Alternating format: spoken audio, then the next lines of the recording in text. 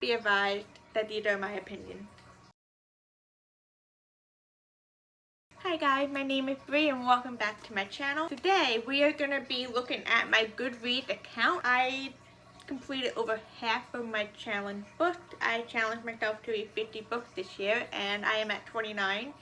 So I'm going to take a look at the first 25 books that I read and I'm going to rate them from books that I did not like that much to books that I absolutely adored. So why don't we jump right into it. So book number 25 is November 9 by Colin Hoover. I gave that a 2-star rating on Goodreads. That book traumatized me. I loved the concept of it originally, but then the more we got to explore the character, then the more like we explored the relationship, it just got very weird to me and I personally did not like it at all. I honestly thought Ben was a walking red flag and Fallon should have ran the other way as far as possible. So up next, 24 is Assassin's Apprentice by Robin Hobb and I give that 1 star. Personally, I DNF'd this book. I had about 100 pages left and I just couldn't do it. It was just so boring. I felt like there was no plot. The characters were boring. I don't know, I just couldn't get through it. Like it took me like about a month to finish and, well actually not finish since I DNF'd it. And I just couldn't do it. I'm sorry. Book number 23 is The Closure by Katie Hayes. I gave that a 2-star rating. I felt like the characters were lacking something. I felt like the plot was lacking something. Overall, I just thought it was missing something, and then towards the end it was very rushed and very like unexpected, and it didn't make me like a happy unexpected. It was more like a what the F. So up next is number 22 and that's The Hunted by Sarah Bigelow. I gave that a 1 star. I don't even know why I bought this book, honestly. I would very much craving vampires and I saw it on Amazon. I was like, oh, vampires, cool, let me buy it. The characters were lacking something. The plot was decent. It left on a kind of a big cliffhanger, which I know she continued on to, like, you know, to continue the series. There's a book 2 out, but I can't bring myself to actually buy book 2 to want to find out what happened. The one thing that really bothered me the most in this book was while the 2 main characters were trying to save the one main character's brother, they decided to have sex in like a very heightened situation, and it didn't make sense to me. If anything, that turns me off from the book completely. Up next with 21 is Boy Girls by Katie Ferris. I gave it a 3-star rating. The reason why it's so low on my list is because it took a lot of thinking to kind of like understand what Katie was trying to express in her like little short stories, I want to say. It was not what I expected it to be. The stories were weird, but like they were good weird. You're gonna sound so weird, trust. I like the one where the woman had to poop on the devil in an orgy. I know, it sounds so weird. Take my word for it. It was my favorite one. Just check it out. I'm not going to explain anymore. The book number 20 on my list is I'm the Villainess, Though I'm Taming the Final Boss, Volume 1 by Sarissa Nagy. I hope I said that right. I gave that a 4-star rating. Again, the reason why it's so low on my list was because of the writing style. I don't know if it was because it was translated from Japanese to English and there was some kind of mistranslation, but I did have a hard time following along with it. Overall, the plot was amazing. I started with the anime first. I watched the anime, then I read the light novel. Kind of knew what was happening, but I think if I didn't know what was happening and I was trying to read this, I think I would have DNF'd it just because of the bad translation. Other than that, I loved it. I suggest watching the anime first and then reading the light novel series. Up on my list is number 19 is Allegedly a Bone by Doug Burgess. I gave that a 3-star rating. Though it was hard to connect with the characters, I think it was because the story did a lot of telling rather than showing, and we followed the one character who wasn't like essentially, she was involved with everything because she was there when it happened, but she wasn't like part of the murder, if that makes sense. I think if it was written in another POV, I think it would have been a little bit more interesting. The reason why I gave it like a 3-star was because I honestly loved the research behind it, like with the Hawaiian culture and stuff. There's not too many books out there that I found that had great Hawaiian culture references, but the author Doug, he worked with a researcher who knows a lot about Hawaiian culture, so I think that's why the book did such a good job with it. And there's also in the back of the book, which I thought was awesome, where you can see like what like Hawaiian words and phrases mean. So it tells you in Hawaiian and it tells you like what it is in English, and I thought that was like so amazing. So number 18 is Life After Life by Raymond A. Moody Jr. I gave that a 3-star rating. I had to read that for my Death and Dying class that I took. I couldn't really get behind the theories of what he was talking about, but I felt they were very informative. It might be because I don't believe heavily. I don't know how to word this. I think it's just I'm skeptical of like what he was trying to get across, and I don't know, it might just be my own personal belief, but it was an interesting read. I will give it that. Next up is number 17, and that is The World of Change by Bell Hooks. I gave that a 4-star rating. It talked about how men is affected in feminism. I thought it was a very interesting take, taking it on from a male perspective. I highly recommend reading it. It was a good read. Number 16 is Carmela by J. Sheridan Lee Fonyu. I hope I said that right. And I gave that book a 5-star rating. The reason it's still low on my list is because I couldn't feel a connection with the characters, but they were vampires, and I thought that was amazing. And it actually was the first vampire novel, and it's what inspired Dracula. So next up, number 15 is Coraline by Neil Gaiman, and I gave it a 4-star rating. I personally liked the book a lot better than I liked the movie. I think because of when they made the movie, they made it more kid friendly compared to the book. I feel like the book would be better for like a young adult readership. So number 14 is going to be Heartstopper Volume 1 by Alice Oseman. I gave it a 4-star rating. I loved the graphics in it. I thought it was so cute. The reason I gave it a 4-star was because there was a couple things I did not like in there. There was some sexual assault, and that really kind of turns me off. But other than that, I loved the characters. I loved the plot. I loved the graphics. And I'm going to continue reading the volumes. I don't know why I put it off this long. Number 13 is On Death and Dying by Elizabeth Kubler-Ross, and I gave it a 4-star rating.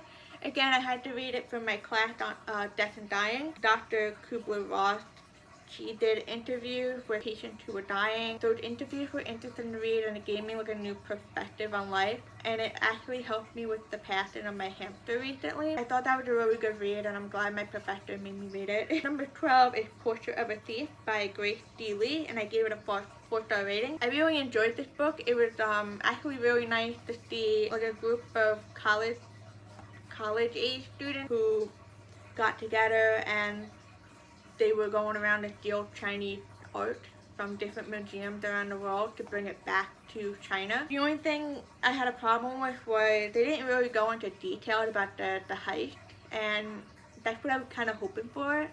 But it was more, I felt like it was more focused on like the characters and their relationship. Grace did a really good job at character development. Next up on number 11 is Funeral Days by Doran Boss, and I gave it a 4-star rating. I actually received an ARC for this on NetGalley, and I really enjoyed this book. This was the first ARC I ever received, and I'm so glad I got to read it before it came out. I think it comes out at some point in July. I think it might be out by the time I post this video. But it's a really good read. I really recommend it if you're into like mystery and like mafia and death.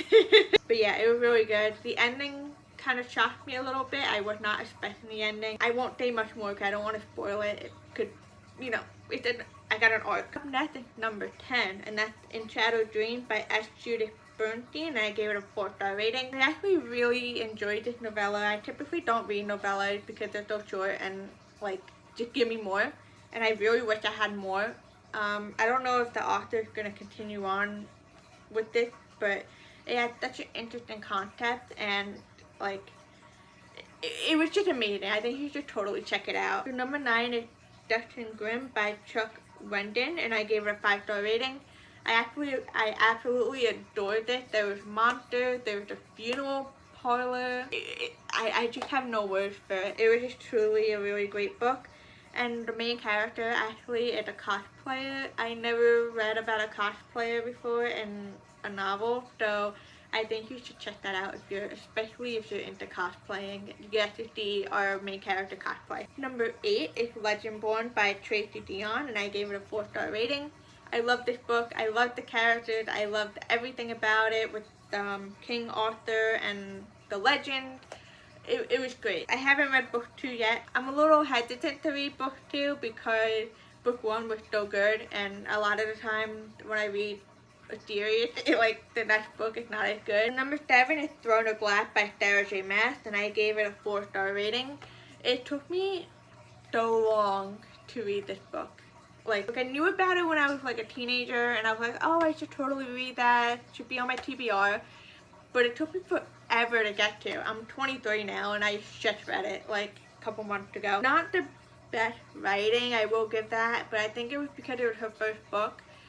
But the plot was so interesting, and I loved it. I just absolutely loved it. And I'm, again, another series I'm scared to read book 2 because it was good, that I don't want it to ruin, I don't want the rest of the series to ruin it for me. I'll get there eventually. Number 6 is Mystic and Gothic by Sylvia Morano Garcia. I gave it a 4-star rating. I thought this book was so clever. I just loved the gothic element to it. The ending was surprising, but I also kind of expected it a little bit. But it was a really good read. I wish that she would write a book 2 for it. Even if she doesn't write a book 2 to it, this book left me satisfied, and I think if there was a book 2, I wouldn't know how else she would expand on it. Number 5 is So This Is Ever After by F.T. Luckins, and that I gave a 5-star rating to. If you read my review on Goodreads, it's up. I will leave it down below in the description. So that one I had a little bit of trouble getting through. I think only because it was young adult, and I felt like it was more geared towards like a young adult mindset. What made me so mad about this book was a lot of it could have been handled if the characters just communicated with each other. That drives me nuts when people don't communicate with each other. But I loved the characters, I loved the setting, I just loved everything about it. So which is why I gave it a 5 stars. Number 4 is Do You Ship Us by Claire Roslin, and that is, I gave a 4-star rating to. I love this book. I love the characters. I just love the whole concept of it. Like this group of band members, there's 5 members in the group, and they're trying to break away from their toxic band manager.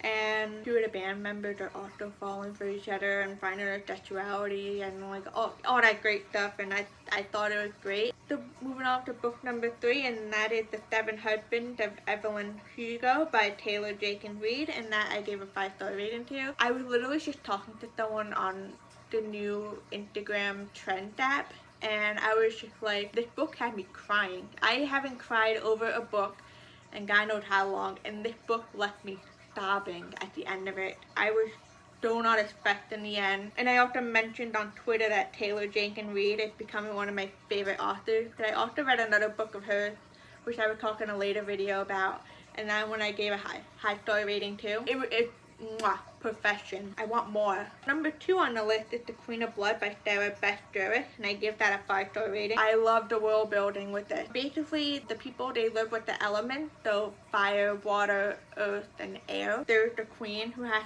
to kind of maintain the balance between humans and the elements. The elements have like a mind of their own, and they need a queen to kind of keep them out of line from killing the humans. Oh, I loved it. I mean, it took me a little bit to finish it, but that's because I didn't want it to end.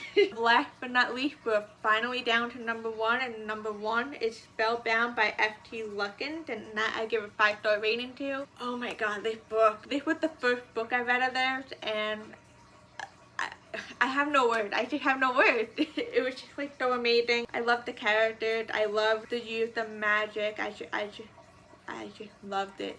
Just read it. Just take my word for it. Just read it.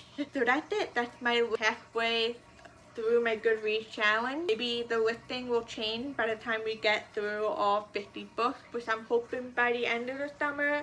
So be on the lookout for that video. Until next time, give this video a thumbs up, comment down below, and I will see you guys soon. Bye!